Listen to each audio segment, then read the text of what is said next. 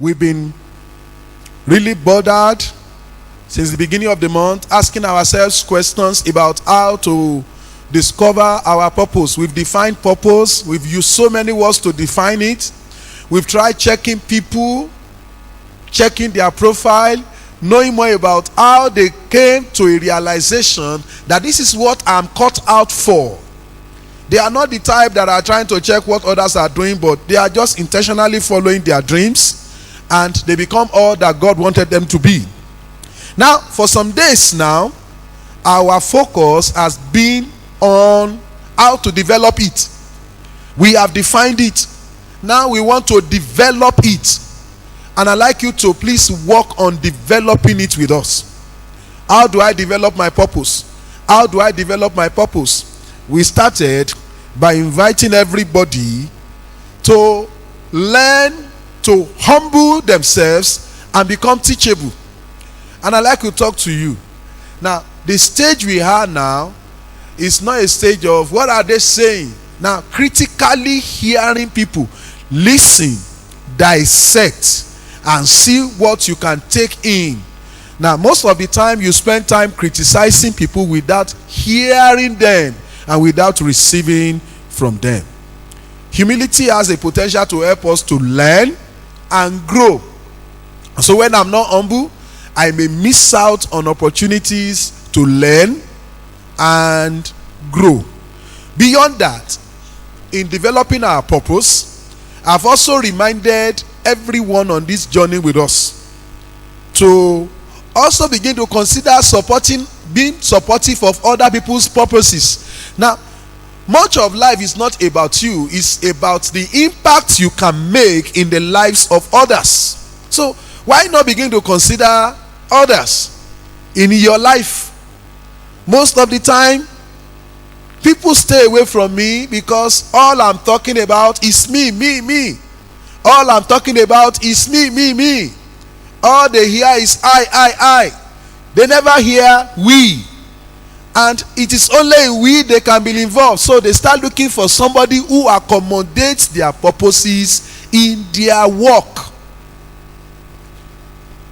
When you become supportive of other people's dreams and visions, you will find people who will support you too. Now, Mike Murdoch said, what you make happen for others, God will make happen for you. Now, if you don't make it to happen for others, now how do you expect them to make the same thing happen to you? I reap what I sow. So, intentionally, you've got to begin to see people you can invest in other people's purposes, and begin to bless them. Are there areas they are stuck? Can you release them, help them to find fulfillment, and move on? That's a stage you will need to get to. Your contribution to others will demonstrate and determine what God is going to contribute to you. Now, God is not going to contribute to me what I have never contributed to others. God will never do that. So we are also at that stage in developing our purpose. Now, you may be at the level of learning or at the level of supporting others. Now, you are looking at me, you are talking about purpose. Are there people you have supported? Speaker? Well, I tell you, I will lose count on my fingertips body lives that I have joined myself to. I have helped people carry their bag. I have helped people watch over their dreams. I have seen people blossom right before my eyes. I take joy in seeing people off, helping them to taxi their plane and then take off right before my eyes. I am not scared that I have not gotten to where they are. I am contributing to them and trusting that God will bring across my path to people that will make contributions into my life. An African proverb says, if you want to go fast, go alone. If you want to go far, go together. So, if you want to go far, who are the people you will go with in life? You need to intentionally connect with them. So, this second stage in our development of purpose is a stage of connecting, getting connected with people. Intentional support Who are those you want to intentionally support from now on? You need to outline that. You need to identify them.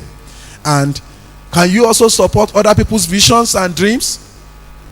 You know, sometimes I see people scared to support others. Now, you can't be hoping people do things you never did to anyone before. And that's where many of us are. You are praying, you are expectant of something you have never done before. How do you want it to work out? So we've got to work on this. Now, beyond supporting other people's dreams, we like to move forward by developing a servant heart. And this is another intentional step, intentional stage.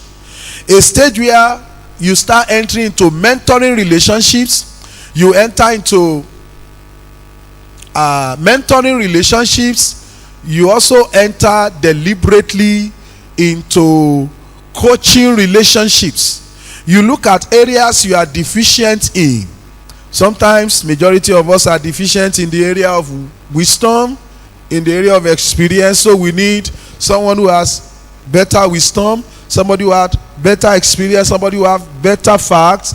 We connect with them intentionally and we let them know what we are looking for, because sometimes people connect with people for other things than was stated. Actually, in coaching, at the beginning of any relationships, the coach and the client must agree together what they are working towards. There must be an action plan. This is what I intend to get. By the time you get to the point of getting it, the coach himself is ready to move on. Actually, we have been able to achieve our goal or objective. And so, we look at scripture, we look at life. We see this demonstrated. We saw Elijah raising Elisha. We saw Moses raising Joshua. We saw Paul raising Timothy. We saw Jesus with his 12 disciples.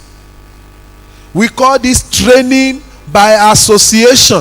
Training by association. Now, there was a time in the book of John 2, the Gospel of John chapter 2 verse 23 to 25. Crowds gathered around Jesus. He refused to commit himself to any of them. He only committed himself to the 12 disciples. He said, no, I don't know these people. I don't know their intention. Later we discovered their intention was to make him a king. He's been providing them with food. Then they calculated we will be able to get more food from him. You've got to get it right. You've got to get it right. You've got to intentionally connect with someone to be your mentor, to be your coach. Permit me to remind you that you can't develop yourself by yourself. You can't do it on your own. You need to build relationship with people who are already doing what you believe God to be able to do. And you need people outside what you are doing who will give you grace to become strong in the pursuit of your goals in life. Those are things we are learning, and I like to just remind you, you've got to intentionally work on this. Now, are you also aware that beyond just connecting with a mentor, connecting with a coach, you need to develop wisdom? And wisdom comes as you go through experiences of life. There is hardly a school of wisdom where you can go and enroll and then come out with a certificate of wisdom. We get wisdom as we hear people talk. We learn wisdom. We encounter situations and then we make deductions, and then that becomes wisdom for us. We hear people narrate their experiences in life. And do you know where we would like you to get wisdom today? From the serpent. Because Jesus intentionally also said, be wise, in John 10:16. Matthew 10:16, pardon me, Matthew 10:16. Jesus said, be wise as the serpent, be gentle as the dove. We would like to also encourage everybody with us in this journey to get the wisdom of the serpent. What kind of wisdom are we talking about? I'm talking about learning from the snake. There are about 10 things you can learn from the snakes. I will just mention a few of them. Snakes are physically challenged. Most other mammals can walk. They have hands, they have legs. Snakes just crawl on their belly. No hands and feet like most animals. But they turned their disadvantage to strength. Now, what other animals with hands and feet cannot do, snakes do it. They can climb. Now, you don't leave a snake on the roof because the snake will get in at all costs. You can continue to monitor the footstep of a lion on the roof. You can't monitor a snake. Number 2, we saw snakes moving around without noise, unnoticed. You rarely know when a snake is in the house, except you have a rattlesnake that makes a noise. Shh. If it's not a rattlesnake, every other snake is inside. Nobody gets to know until it strikes, it bites. One strike is enough to kill. Now, I noticed that many people today are just making noise. They are not making impact. I'd like you to turn it around with me and say, no, I will not make noise in life. I will make impact. Now, it is now my impact that will make noise. I won't go and be screaming around and say, come and watch me. Now, I will give value to life. I will add value to lives. They will in turn go round about and tell people, this man has added value to us. Now, snakes are dreadful. People are scared of snakes. Snakes are everywhere. Snakes can survive in all situations, so I should be able to survive. Jesus is saying, learn from a snake. If snake can survive, they enter water, they won't die. They walk on the land. If they enter a swamp, they will swim through. Others may be stalked. A snake will never be stalked. You don't need people. Actually, we watch Nat Geo Wide. At times, lions need to be helped. You see people trying to help an elephant. A baby elephant had this problem. You don't see people looking for a way to rescue a snake. A snake will find a way for itself. Jesus said, get wisdom. If you have not studied our day 12, I'd like you to go back and look at it again. You have a lot of lesson on day 12. Now, we move beyond that to begin to look at how we can build our purpose according to God's pattern. It was so clear to us that everything in our purpose is simply about God. God. It's not about us. And we want to do our very best to make sure that God's will is done. Now, on day 13, it was great when we were studying something about people in the past who really got themselves messed up. We saw the story of the Tower of Babel. And that's a very simple story. People came together, they gathered, and they said, let's build something. And they began to build it, only for God to come down and scatter it. Now, it became clear to us that we can't just keep running. I want to develop my purpose. I want to develop it. Is it measuring up to God's standard? Is this all that God wants me to do? Am I behaving or building below my capacity? And you need all of God's wisdom to know how to do that. I want to quickly stress on 2 more things and then close. I want to beg you to understand timing. In developing your purpose, you need time. There are things that you may think it is the time for. It may not be the time. There are things that you want to rush into, or somebody out there is telling you, why not go ahead now? Please be very sure it's the time. A plane may crash not because it is not manned by the best pilot in the world. A plane runs into trouble if it flies in adverse weather.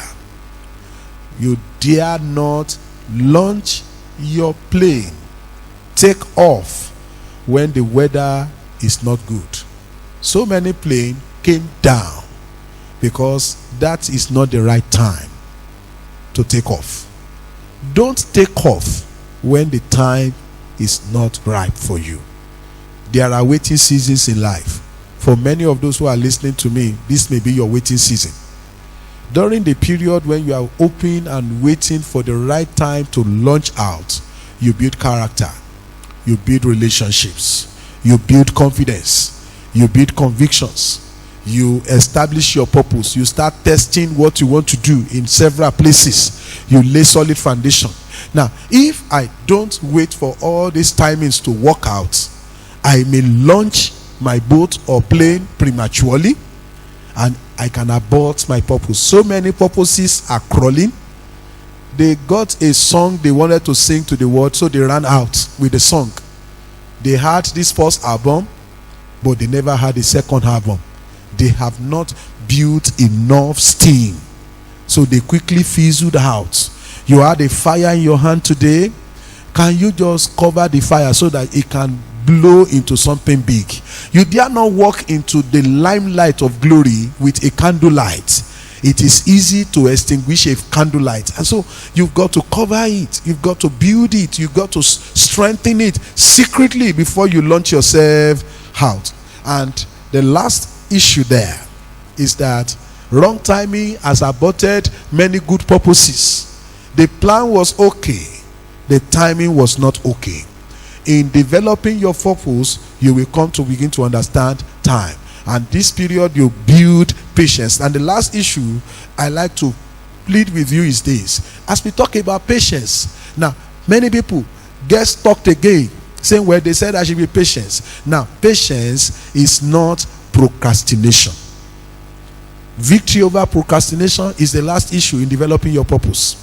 Now, you don't procrastinate, you don't sleep, you begin to do something about your purpose today. Now, John Maxwell reminded us that today matters. Now, you've got to master how to make the best out of today. Now, I'm preparing for some things in the future.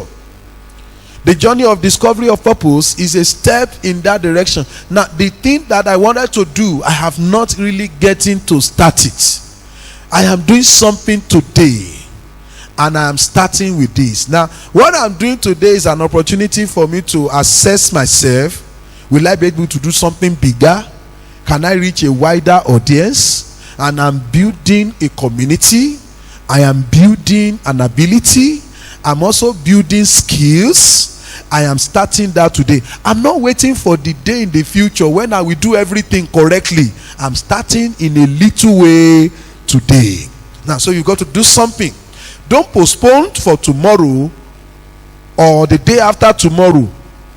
Don't say, well, I will do it later. Procrastination is putting things off intentionally or habitually. Don't put things off. What can you do now? Now, I want to be an author. Can be a purpose. I want to be a book selling author. I want to be one of the most widely known person in writing of books. Fine. Can you begin to write articles now? Can you begin to publish 5-page, 10-page ebooks? Can you begin to generate ideas? It's not the day you're going to write the greatest book that will be your first day of writing. Start doing something today. All that you have been learning with us, when do you intend to put them into action? Now, I am praying that all that you are hearing from this platform will become fire in your bones, like it happened to Jeremiah in Jeremiah 20 verse 9. He said he became fire. I can't stop it. May you not be able to stop this. When your purpose turns to fire in your bones, you will not have rest until you do something about it. Please, let's work on this. Can we get people who begin to do something? If you got to balance purpose, patience, and procrastination. There are things you can begin to work on now. I can begin to build skills. I can begin to build conviction. I can begin to gather experience. I can begin to apply it. I can begin to connect with people now. and I can begin to do it in a small way. I want to write. I can begin to write it. I want to build an online business. Are there things I can do now, like building community, like developing skill, like gaining experience? Can you begin to do it little by little? I have been challenged by so many people doing what they had in mind to do.